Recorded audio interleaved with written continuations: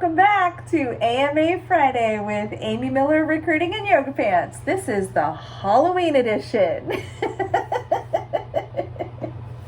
Of course, you know I have to represent the OG recruiter, bounty hunter extraordinaire himself, Boba Fett, for Halloween. Stay tuned on the channel. I'll drop a picture of the actual costume tomorrow along with my husband who's playing along with my nerdiness. So stick around for that. I'll put the picture on the community tab tomorrow. Halloween for you guys. It's a lot of fun. We are total nerds. We're almost 50 and we still act like this. All right, let me take this off so y'all can hear me better. Whew.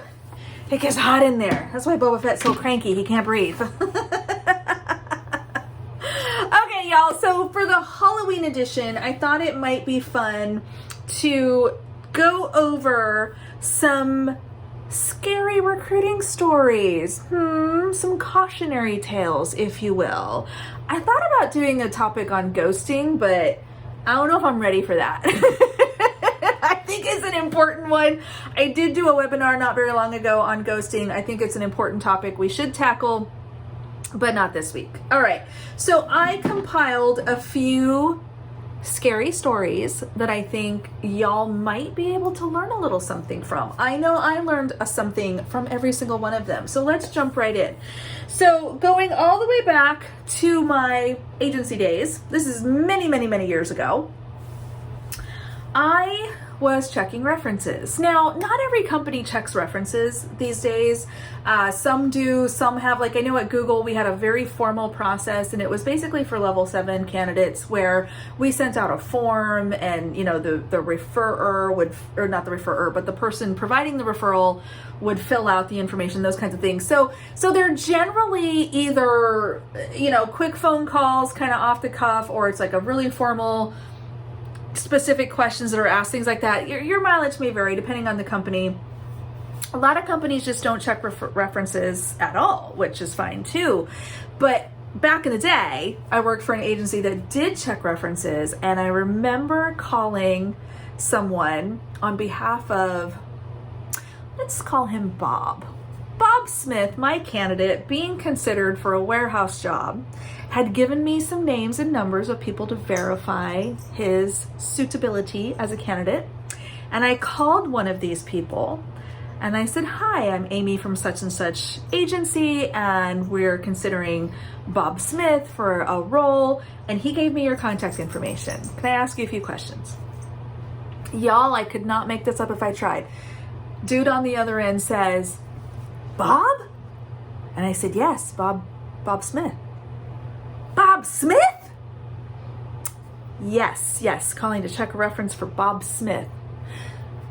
"Bob Smith, you tell that he owed me $20.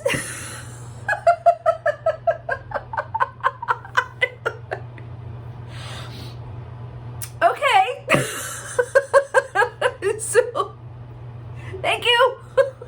I mean, how do you get a reference from that? I was like, I will pass that along if I chat with Bob. Thanks so much for your time. And I hung up. It was the weirdest thing. So, you know, of course I called Bob, like, dude, why are you giving me names of people that aren't prepared to talk to me? And he never called me back. So he ghosted me. We did not hire Bob because Bob disappeared after that.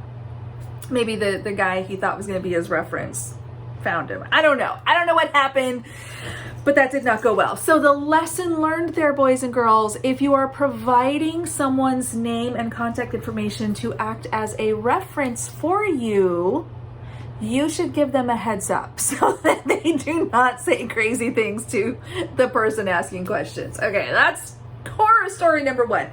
Second thing that happened to me once upon a time, this is also going back to my agency days, I had found a great candidate for some kind of construction role. I don't remember exactly what it was, but I know this is when I was in construction recruiting and I worked with a bunch of home builders and was hiring all kinds of people doing home building stuff. This is before the housing bubble, because I always find myself in the wrong industry somehow. So sorry, tech. But anyway, so I had found this guy and, get him through the process. This is a full-time gig, right? So I'm getting a big fat fee for being the recruiter that found him and brought him to this employer.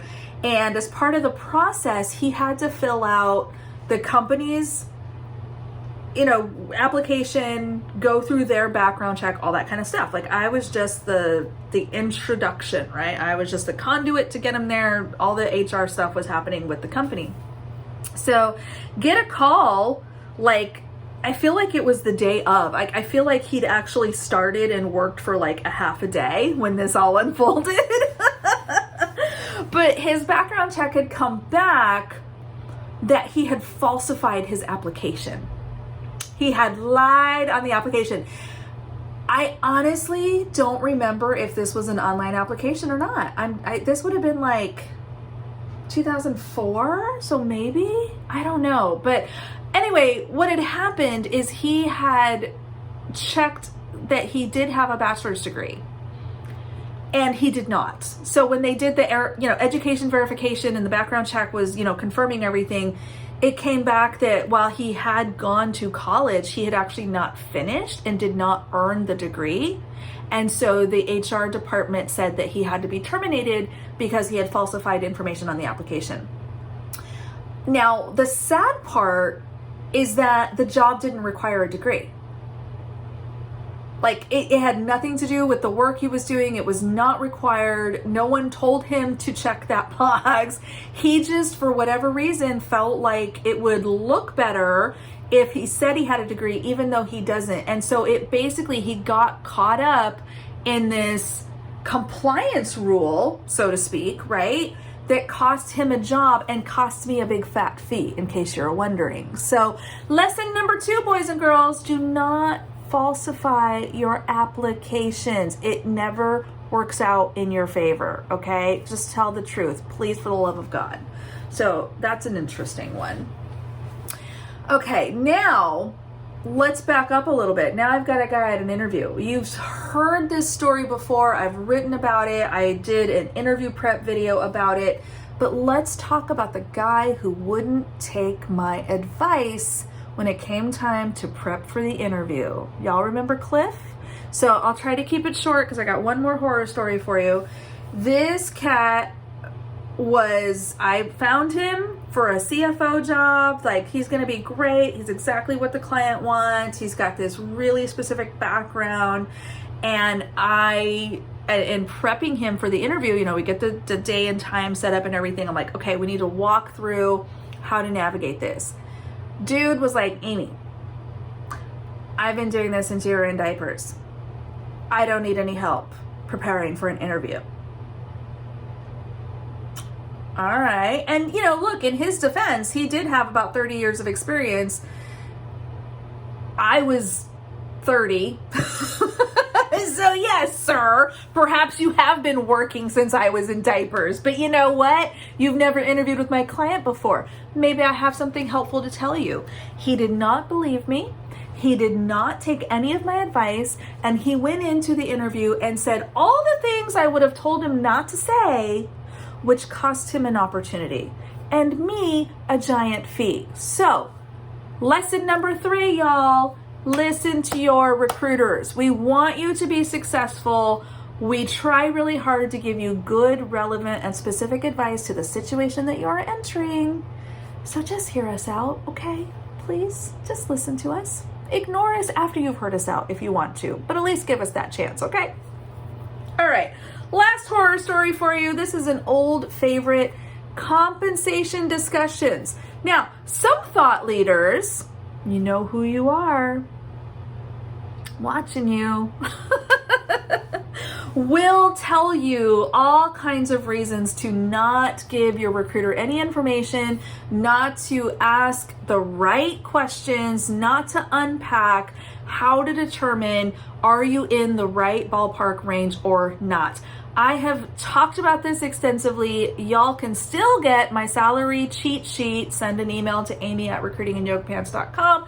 Salary FAQs in the subject line, and Sherman will send you our cheat sheet. It's very good if I do say so myself.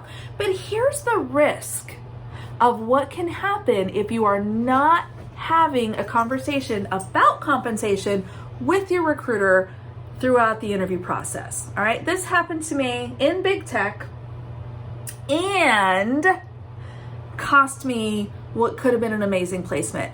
Had a candidate who just flat would not talk to me about comp, just would not share any details, would not give me anything.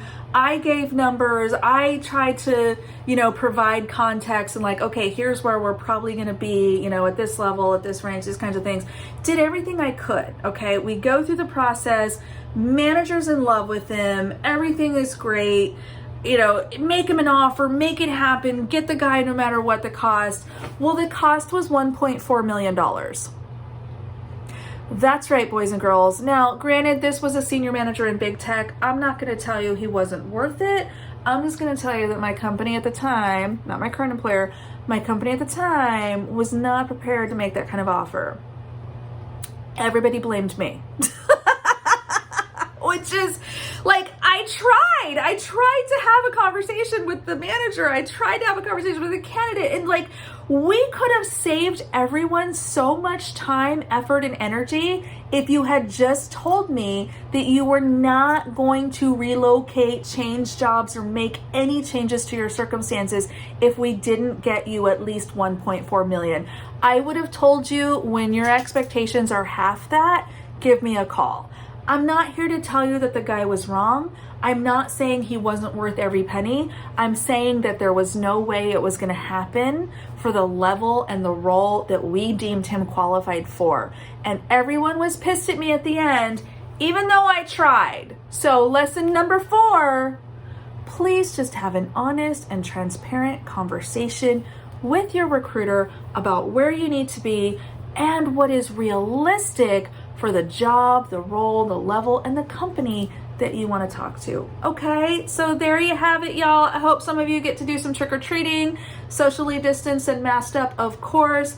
I, for one, am ready to go get my next hire. See you next week.